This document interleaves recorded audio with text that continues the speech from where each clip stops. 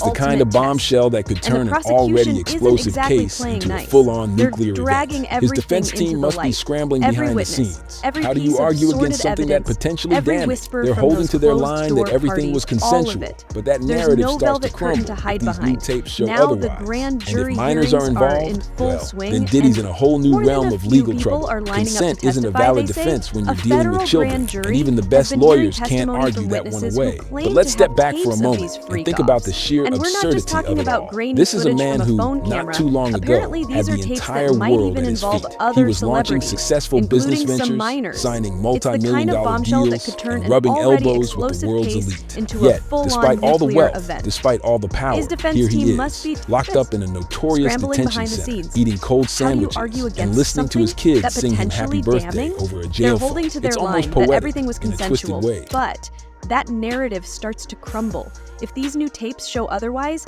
and if minors are involved, well, then Diddy's in a whole new realm of legal trouble. Consent isn't a valid defense when you're dealing with children, and even the best lawyers can't argue until that the sun one away. came up. It's funny to think back on those extravagant nights now, considering the only thing rising in the Metropolitan Detention Center is the number of complaints about the temperature. People love to speculate what went on at those wild parties behind closed doors. And let's not pretend Diddy didn't enjoy cultivating the mystique. He was the king of keeping people guessing, dropping hints about private events that were rumored to be way more outrageous than the already lavish public affairs. But those freak-offs that the authorities are talking about now, that's a whole different level of scandal. He was launching success. Young Justin Livtoski, back in 1999. Justin is now 31 and tells Inside Edition about taking that photo. Diddy's family, bless them, has been standing by him throughout this ordeal. His kids have posted messages of support on social media, and they've been visiting him in jail. It's probably one of the few bright spots he has these days. His eldest son, Quincy, even posted a message defending his father, calling out what he says are conspiracy theories. False narratives, it's hard not to feel for them. Imagine watching your dad, someone who was once larger than life, now reduced to a shadow of himself, caught in a legal battle that's playing out on the public stage. But even with all the support from his family, Diddy's reality now is stark. He's not in control anymore. He's subject to the same rules as every other inmate in the Metropolitan Detention Center. I'm so sad and heartbroken. It's like I can't breathe. I have to explain how I feel in words and in photographs. Same bad food, the same cramped quarters, the same sense of helplessness. There's no VIP section here, no special treatment, and the reality of that must be setting in. It's also worth mentioning just how notorious the MDC is. The conditions are so bad that even judges have refused to send people there. It's a place where the heat barely works in the winter, where fights break out regularly, and where people are desperate to get out. It's about as far from a luxury lifestyle as you can get, and yet this is where Diddy finds himself. The sweep of the jail that took place recently, the one where they found substances, homemade weapons, and electronic devices, only adds to the grim picture. It's not a safe place, not by any stretch, and for someone like Diddy, who's used to controlling his environment down to the tiniest detail, that must be a special kind of nightmare. His attorneys are doing everything they can to get him out on bail, but the judge isn't having it. The prosecution has painted Diddy as a flight risk and a danger to the community, and they're not backing down. No amount of celebrity or wealth is getting him out of this one. It's a stark reminder that at the end of the day, the law is the great equalizer. It doesn't matter how many #1 hits you have or how many businesses you've launched. If you break the law, you have to face the consequences. As we look ahead, there's no telling what's going to happen next. The grand jury is still hearing evidence, and there could be new charges coming down the line if that happens. Diddy's trial will likely be pushed back, meaning more time behind bars, more birthdays spent in jail, and more distance from the life he once knew. It's a long fall from the top, and Diddy is living that fall right now. The man who once seemed untouchable is now at the mercy of the legal system, and there's no telling how it will all end. One thing is for sure, though. This is not the kind of story anyone could have imagined for him, from the glitz and glamour of his prime to the cold, harsh reality of a jail cell. It's a tale of excess, downfall, and the ultimate reckoning. And maybe, just maybe, It's a reminder that no one is above the law. Diddy's white parties, that old school. Sparkling facade, everyone and their dog wanted an invite. A-listers, like Leonardo DiCaprio, J-Lo, and Ashton Kutcher, came out dressed head to toe in pure white, as if showing up to a sanctimonious summer gathering. White symbolizing purity, unity, innocence. Sure, buddy, if you squint hard enough and don't look behind the curtain, lavish locations in the Hamptons and Strope set the stage with gourmet dishes and a guest list curated to perfection. It was like being part of an elite cult, except the Kool-Aid tasted like $200 champagne. But as it turns out, behind all the white linen and immaculate smiles were secrets a lot less pristine. The bad boy. Oh, he's bad boy now. Oh, signing the bad boy. Announcement. Here's your icon alert. It's called He's Bad Boy Now. It's called Don't Ever Play Yourself. As if the staged white dress spectacle wasn't enough, enter the alleged secret parties, the so-called freak-off sessions. Unlike the glamorous, public-facing white parties, these were reportedly much darker and a lot more clandestine. This wasn't about velvet ropes and selfies with Ashton Kutcher. It was more about secrecy, manipulation, and the weird, charged atmosphere of power and coercion. Reports suggest that Diddy meticulously orchestrated these underground gatherings, like an elaborate chess game. Every pawn moved in service of his own desires. The lines between fun and coercion, between luxury and hedonism, blurred to the point where it became just a big, uncomfortable mess. There was no end to indulgence, no limits, respected. Let's talk logistics. Those black SUVs transporting young models to these saris, many reportedly having zero idea about what they were walking into. Former model Precious M's testimony tells it like it is. VIP promises, reassurances. Just show up and everything will be taken care of. And suddenly you're in an unfamiliar place, feeling like you've been hunted? Doesn't sound like your typical party, does it? This was no ordinary celebrity bash. This was something straight out of a paranoid conspiracy thriller. Then there's the alleged surveillance hidden cameras. Planted in private rooms, recording encounters without consent, turning people into unwilling participants in their own blackmail stories. Some call it leverage, others call it a hostage situation. With prettier outfits, call it what? Want the result was the same. Fear, silence, compliance. The very people drawn in by glitz were left with the reality of being fodder for manipulation. You may be wondering, where were all those high-profile celebs we saw cheesing it up at these parties? Ashton Kutcher, for one. When danced around the subject in an old interview, his words, or rather his lack of them, "I've got a lot I can't tell," spoke volumes. Do you think Diddy's legal troubles are a case of karma? Or just the world's most intense birthday surprise gone wrong? Let me know in the comments, and don't forget to like, subscribe, and hit the bell for more.